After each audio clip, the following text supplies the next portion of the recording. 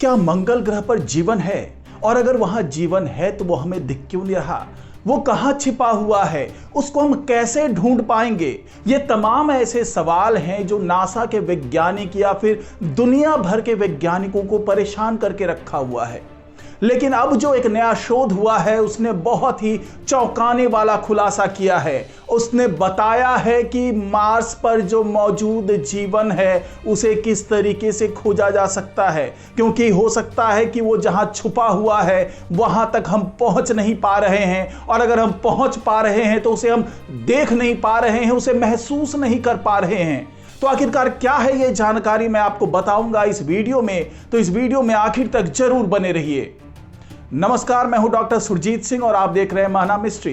तो दोस्तों, मार्स पर एक लंबे समय से नासा अपने रोवर्स भेज रहा है, वहां पर हर जगह पहुंच रहा है जहां पर उसे लगता है कि जीवन हो सकता है। इसके साथ ही यूरोपियन स्पेस एजेंसी ने भी कई तरह के अभियान चलाए वहां पर पहुंचकर जीवन का पता लगाने के लिए, लेकिन अभी तक उन्हें जीवन का कोई अस्तित्व नहीं मिल पाया है।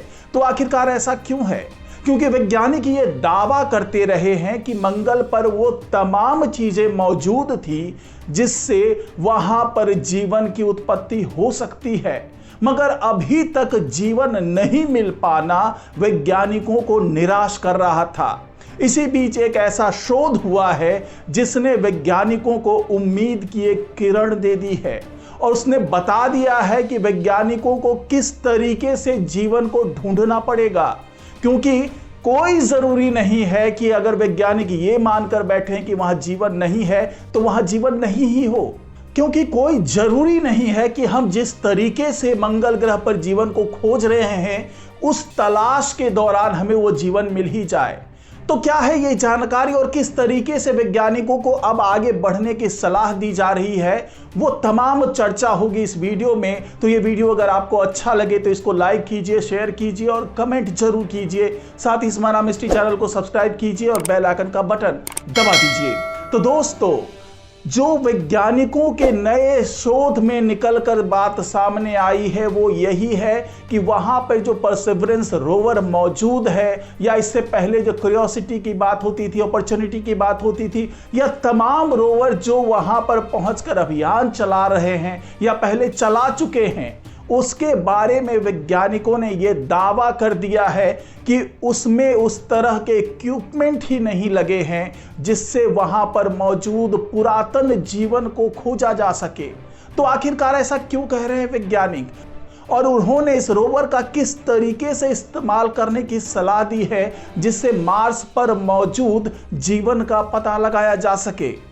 और आपको तो ये पता ही है कि वहां पर अरबों साल पहले पानी मौजूद था, और जो वहां से तमाम सैंपल्स देखने को मिल रहे हैं, वहां से जो तमाम तस्वीरें आ रही है, उससे यही पता लग रहा है कि वहां पर बड़े बड़े महासागर थे, वहां पे झील थी, वहां नदियां थी, और उसके ताजा निशान अभी पिछले दिनों ही तमाम इमेज के माध्यम से वैज्ञानिकों तक पहुंचे हैं। तो आखिरकार अगर सब कुछ वहां पे बहुत सही था, जीवन को सपोर्ट करने वाला था, तो वहां पर मौजूद जीवन गया कहां? क्या मंगल ग्रह के सतह के नीचे अभी भी जीवन मौजूद है? मंगल पर जीवन की खोज कैसे की जाए, इसके लिए वैज्ञानिकों ने पृथ्वी के सबसे पुराने रेगिस्तान में जाकर शोध किया, क्योंकि वहां पर तमाम चीजें वैसी ही हैं जैसी हमें मंगल ग्रह पर देखने को मिल रही है। उसी तरीके से रेड सैंड के रॉक्स मौजूद हैं, उसी तरीके से वहां पर अगर कोई माइक्रोस्कोपिक लाइफ हुआ करता था तो वो दफन हो सकता है। तो ये तमाम ऐसी समानताएं हैं वहां पर जिसके कारण वैज्ञानिकों ने उस रेगिस्तान का चुनाव किया।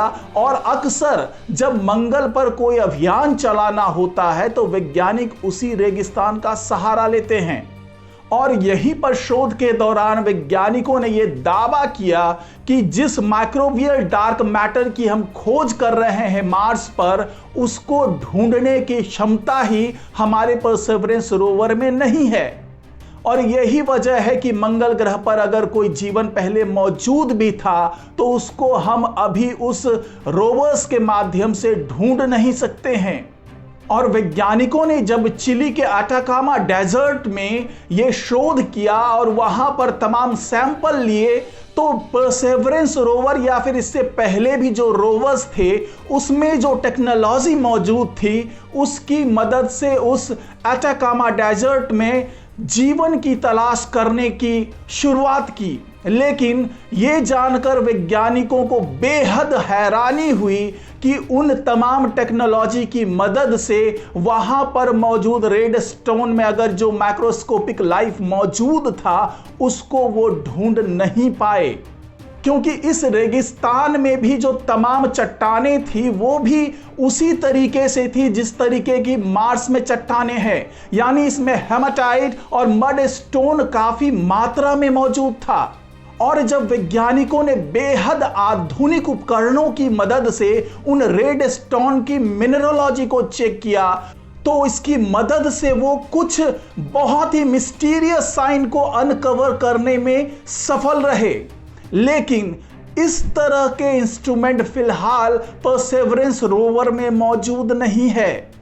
अपने शोध के दौरान जब वैज्ञानिकों ने नेक्स्ट जनरेशन सीक्वेंसिंग का इस्तेमाल किया तो उन्हें करीब 9% ऐसे जेनेटिक सीक्वेंस मिल गए जो अनक्लासिफाइड कैटेगरी में पाए जाते हैं, जबकि 40% जो सीक्वेंसिंग है उसके बारे में वैज्ञानिक बहुत ज्यादा जानकारी नहीं जुटा पाए।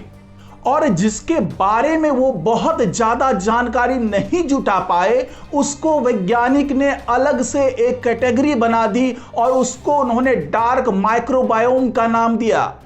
और वैज्ञानिकों ने ये टर्म ऐसे माइक्रो ऑर्गेनिजम्स के बारे में दिया है जिसके बारे में वैज्ञानिक जेनेटिक सीक्वेंसिंग से पता लगा सकते हैं बगैर ये जाने हुए कि वो एग्जैक्टली है क्या। क्योंकि मार्स पर भी ऐसा ही हो रहा है, क्योंकि वहां के जीवन के बारे में अभी वैज्ञानिकों को नहीं पता है। और परसेवरेंस रोवर में जो इक्विपमेंट्स लगाए गए हैं उसको इस तरीके से लगाए गए हैं या उसमें ऐसी टेक्नोलॉजी है जिसके माध्यम से धरती पर मौजूद माइक्रोब्स को ढूंढा जाता है। मगर अभी जो शोध हुआ है उसमें वैज्ञानिकों ने यह साफ कर दिया है कि कोई जरूरी नहीं है कि मंगल ग्रह पर भी उसी तरीके की जेनेटिक सीक्वेंसिंग मौजूद हो जिस तरीके की हमारी पृथ्वी पर है। इसलिए इस तकनीक को बदलने के बाद ही मंगल ग्रह पर मौजूद अरबों साल पुराने जीवन के संकेत को ढूंढा जा सकेगा। और वैज्ञानिकों ने यह भी दावा किया है कि मंगल ग्रह पर जो जीवन मौजूद रहा होगा उसका कोई भी सीक्वेंसिंग डाटाबेस अभी हमारे पृथ्वी पर मौजूद नहीं है। इसलिए जिस तरह के जीवन को खोजने की हम कोशिश कर रहे हैं, हो सकता है कि मंगल ग्रह पर वो सीक्वेंस ही मौजूद नहीं हो जो हमारे डाटाबेस से मैच कर रहा हो। यही वजह है कि वहां पर जो परसेवरेंस जीवन को ढूंढ रहा है उसे अपने डाटाबेस में वैसा कोई भी जीवन नहीं मिल पा रहा हो। और यही वजह है जिसके कारण वैज्ञानिक फिलहाल ये मानकर बैठे हैं कि हो सकता है कि मंगल ग्रह पर कभी जीवन रहा ही ना हो। वैज्ञानिक ये चीजें इसलिए बहुत दावे के साथ कह पा रहे हैं क्योंकि पिछले साल परसेवरेंस रोवर ने मंगल पर कुछ strong sign of organic matters पाया था, यानी ऑर्गेनिक मैटर्स के उसके बहुत ही स्ट्रॉन्ग साइंस मिले थे, लेकिन उसकी पुष्टि नहीं हो पाई थी कि क्या वो किसी जीवन की ओर इशारा कर रहा था।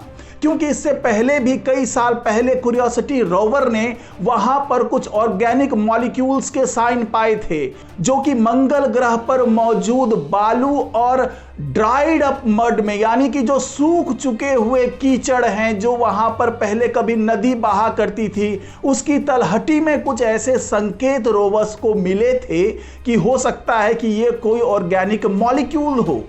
अब यहां पर सवाल यह उठता है कि अगर हमारे रोवर के पास ऐसे इंस्ट्रूमेंट ही नहीं है जो वहां पर मौजूद जीवन का पता लगा सकते हैं, तो किस तरीके से आखिरकार मंगल ग्रह पर जीवन को ढूंढा जाए। तो इसमें एक उम्मीद की किरण ये मिल रही है कि हो सकता है कि आने वाले दिनों में मार्स से जो सैंपल भेजने वाले हैं परसेवरेंस रोवर, वो सैंपल पृथ्वी पर आए और पृथ्वी पर मौजूद तमाम आधुनिक उपकरण की मदद से उस सैंपल को एनालाइज किया जाए, क्योंकि फिलहाल ये वैज्ञानिक संभावना जता रहे हैं कि मार्स से जो सैंपल भेजा जा रहा है पृथ्वी के लिए, वो 2030 से 2040 के बीच में कभी भी पृथ्वी पर लौट सकता है, मिल सकता है वैज्ञानिकों को। तो वैज्ञानिक इसलिए भी बहुत ज्यादा उम्मीद कर रहे हैं क्योंकि उस सैंपल की जांच करने के लिए तब तक उनके पास और भी अत्याधुनिक उपकरण मौजूद होंगे, जिससे वो अरबों साल पुराने जीवन के संकेत को ढूंढ पाएंगे।